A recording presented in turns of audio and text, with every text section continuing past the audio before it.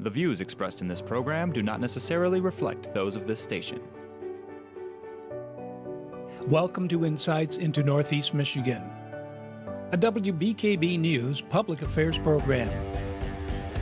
Insights deals with the issues affecting those in the community, as well as Northeast Michigan and the state. And now, Insights into Northeast Michigan.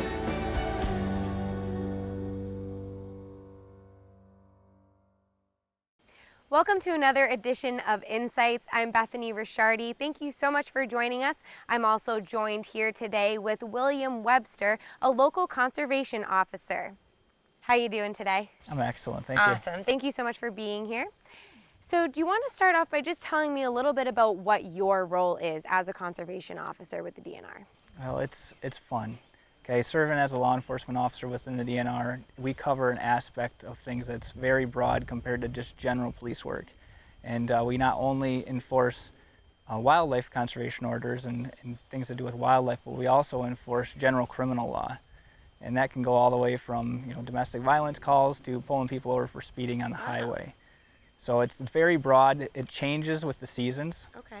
And so all 4 seasons we have here in Michigan, we get a huge change in what we do. So as soon as you think you're getting bored of working snowmobiles, you're jumping into fish runs and the ice melting. So you're getting on 4-wheelers and watching fawns and different things pop from nature. This must be a really great place to have that type of job then. Well, Northeast Michigan has a lot to offer. I call it the hidden gem because there's a lot of things here for people to do, recreational activities, and there's a lot of land to do it on. So how often would you say that you actually deal with calls that involve wildlife? Well, again, that's going to depend on the season. The spring of the year we deal with a lot more because you have the newer animals. You got fawns and cub bears and things that are coming out, and so people start to see them and they make calls. But then in the summertime it dies down a little bit, and then in the fall we get very busy in the fall with the hunting seasons that start. So what are some of the calls? Are they concerns? Are they questions? Most of them in the springtime are concerns because people think they see a fawn that's orphaned or they see a cub bear that's orphaned, and the biggest thing we try to tell them is just leave it alone. Leave wildlife in the wildlife, don't touch it. That's the big thing, don't touch it. Leave it there. It's illegal to possess, and then we tell them just to leave it alone and let nature take its course. So are there any specific rules and regulations that you learned when you became an officer that you try to implement every day in the wild? Well, it's hard to say every day, but we have a lot of regulations. There's Public Act 451 of 1994, which is where we get a lot of our rules from that we enforce, and it's pages long. And there's a lot of them that relate to wildlife. So we have to make sure that we interpret that correctly and to give it to the public the information correctly also. And the big one is it's basically it's illegal to possess any wildlife. So if you see it there, leave it there and leave it alone. Are there any, situations that you come into where maybe someone didn't follow the rules and they kind of, maybe literally bring you a deer or something and be like, here, help it, or, have you ever run into something like that? We do run into that, and it's an unfortunate situation, and I'm sure later on in the segment we'll touch more on that, but, touching wildlife and taking it out of its natural area is not beneficial for that animal. And so the best thing to do is just leave it there where you found it. If you do have questions or concerns, to contact the DNR, and you can look that up on the DNR website. You can call your local dispatch center. Awesome. So maybe what are some of the citations if you do, have to implement the law and give out citations? What do you find maybe is your most typical one or one that you run into? Again, that depends on the season. Okay. Okay. In the springtime, it's usually the possession of an animal that you're not supposed to have. But then as you work into the fall, it's hunting related. So that can range from a whole gamut. It can go from a hunter safety violation for people not wearing their hunter's orange out in the woods to not having a legal tag to be in the woods to hunt and using the wrong equipment. So using a firearm during bow season or vice versa, and just hunting in the wrong seasons or hunting after hours. So what are some of the consequences after giving the citation? Is it usually just a payment or? That does depend on your court. Okay. Every court in the state's a little bit different on how they handle that. Some of them are payable tickets. Other ones you have to go in front of the judge. So how would you say that you keep the environment safe? I mean, it seems like you're definitely on the wildlife side. So is there anything specific that you find yourself or situations you've run into? For the years that I've been working with the state, the biggest thing I've found for the public is just having the presence of an officer. It's like driving down the road. If you see a state trooper sitting on the side of the road, everybody slows down. And the same thing with us. If you see us out, you know, people start to ask questions. They start to second guess themselves. And what we want to do as the DNR is to be available for them. We want people to ask us questions. We want us to contact us. We have our DNR service centers. Okay, a lot of local COs will give phone numbers out for people to contact them directly. Awesome. And the best thing to do for us is educate the public so they know how to properly do things. And it's better to ask than to guess. I like that. So are you really out in places like this, state parks, different things like that? People might just run into you guys? We try to be out as often as possible. Awesome. We work a flex schedule. We're not scheduled on hours that we have to work. So we pick the hours in that day that we work. So we try to best benefit what the public's going to do. You know, in the summertime, you might work a lot more evenings because that's when most of the people are going to be out recreating. But that changes with every season again. So now I have to ask, which is your favorite season to work? I like them all. Yeah? I do, because like I said, they change. Right. And you start to get tired of dealing with the summertime and the hot weather and everything, and then the fall starts to come in and it cools down and you get that little reprieve. So you said educate is a big thing. Are there any specific resources that you would suggest to the public, maybe a website or anywhere that they can look and maybe look at those rules and regulations that you try so hard to implement? We do, and on our DNR website, which is michigan.gov/DNR, we have a whole list of everything from fisheries to forestry to wildlife to law enforcement. It's on there, and that's a great resource for people to start with. Another one is we have education classes, our hunter safety education classes, boating safety classes, ORV safety classes. Wow. So there's different classes that are offered for the public to take, and most of those are free. And it seems like all different seasons matching up. Exactly. Awesome. Well, thank you so much for being here again today. We really appreciate it. Thank you. Awesome. And stay tuned because when we come back, we'll be here with more wildlife experts. Welcome back, everyone. I'm here with DNR wildlife technician Katie Keene. Thank you so much for being here today. Yeah. So will you start off by telling me a little bit about what kind of wildlife could the public expect to see maybe when they're out on state trails like this or by the river, anything like that? You know, a lot of the phone calls we're receiving right now from landowners, for instance, are just spring baby wildlife that they're seeing. They could be birds, nesting maybe on their property, fox, coyotes, and bear. So part of what I work with is messaging, and so bears are one of those topics that really keep us busy at our offices. In Michigan, we have well over 11,000 adult black bear. Wow. And below the bridge, we actually have 2,000. So the majority is in the Upper Peninsula, but we still have 2,000 adult black bears in northern Michigan. So you can imagine that kind of gets a lot of phone calls, a lot of interest from people. So what is the typical situation? Are they seeing them in their yard, out? I mean, we've gotten photos at the station of, bears eating from, bird feeders and things like that. What are the typical situations these people are in? You hit on it specifically. Bird feeders are kind of that #1 topic that comes up when we talk to landowners about bear. So they may call us because either they have seen the bear or they're concerned. They don't even want the bear around. And so we start with those few questions we have, where do you live? What do you have out in your yard? Just trying to figure out why that bear is drawn to that property. And the bird feeder is the #1 draw. Bears love black-capped sunflower seeds, but they'll also go after any type of bird food, suet feeders, hummingbird feeders.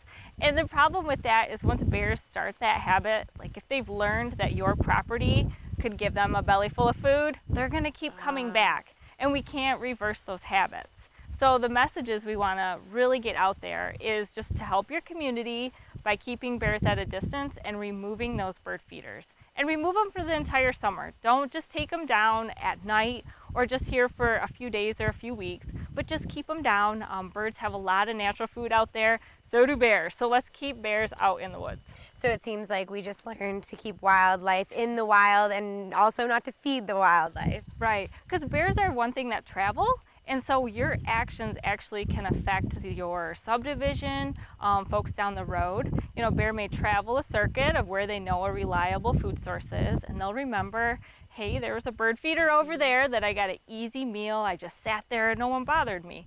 And then they refill it every few days, right? So that bear will just keep coming back, and before long, that bear could lose its fear of humans. And that's the big one, is we want to keep that natural fear that wildlife have of humans. But the minute food is introduced, you totally are starting to erode that fear. You won their heart. You did. So how should someone react? I mean, I'm assuming you see a bear eating out of the bird feeder, you're not going to go remove it right then and there with the bear there. What should someone do in that type of a situation right away? Usually it takes a visit or two for someone to decide, maybe this isn't something I enjoy anymore. The first time the bear shows up, it's neat. You might tell your friends, take pictures, post it. And then it starts coming back, maybe with more frequency. Maybe it's starting to damage things. Maybe it's broken down your bird feeder, breaking into a shed that you keep your bird seed in. It's just losing that fear. And so at that point is typically when we get the call. But it's hard to reverse all of those habits that have been created by that food source. So really getting that feeder down. So if someone's having trouble, we want to make sure that feeder's down. And then garbage. Garbage is the number two because it's smelly. Folks might come up for the weekend and leave it out until garbage day, so it sits there for several days. Right. And bears love garbage. They can smell garbage. It attracts them in, and we all have garbage. So keeping it buttoned up within a garage or a shed, somewhere that is locked up until that morning of pickup. If you're not around here all the time, maybe you can get a neighbor for help or someone that puts that garbage out the morning of. If you have a dumpster, make sure that it's getting emptied weekly, if not more, because you think of that smell, it's just going to lure in bears. And then we've created a habit we really can't reverse. You tell all their friends, and then you have more than one. Yeah. So the other thing is noise too. Okay. So if a bear comes into your property and he's getting a belly full of food and a serene atmosphere, he's just going to keep coming back. So if you see a bear, you have all that food source gone, I hope, you just make noise. If you have a key fob, like your alarm to your car, or you could honk the horn, clap your hands, holler at it, empty belly and getting harassed, he'll move on. Oh, yeah. Yeah. Awesome. So how does the DNR, or maybe your division specifically, go into creating awareness for people to, know these types of things? That's a good one. So we have a YouTube video that we developed a couple years ago about living with black bear,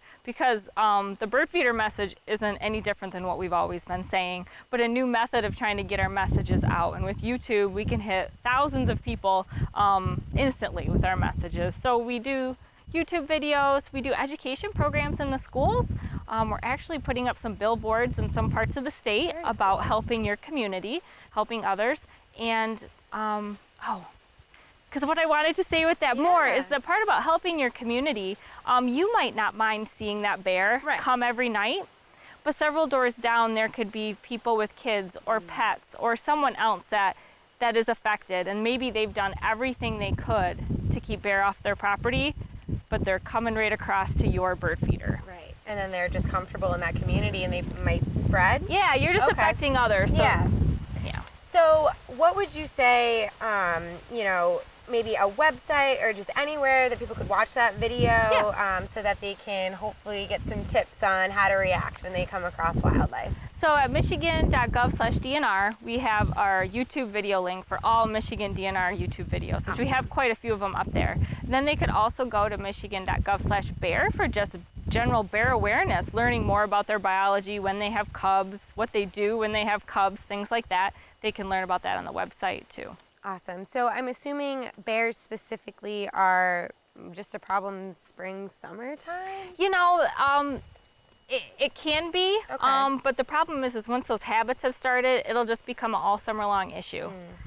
So in the spring, when they're coming out of their den and they're looking for those good sources of food, that's when definitely have those feeders down, because It's easier, much easier to sit at your feeder than it is for them to go out digging in the swamp looking for food, and they're going to make that choice. But really, even as things start greening up, if they've created that habit, it's a lot easier to just sit at your feeder when you're filling it up every day. I'm sure these can be big bears too, right? Yeah, bear are a wild animal, and all wild animals should be keeping at a distance, and we want to keep that natural fear animals have of humans. Right. You know, the other way we're also getting out information to folks is through our DNR email system. Okay. So people can sign up for that. We have over 1 million people we reach with all of our DNR emails, and that's also how we get email out to media, clubs, and just the individual. Yeah, awesome. Well, great. Thank you so much for being here with me again, Katie. I appreciate it. Yeah. And be sure not to go anywhere because we'll be right back with more.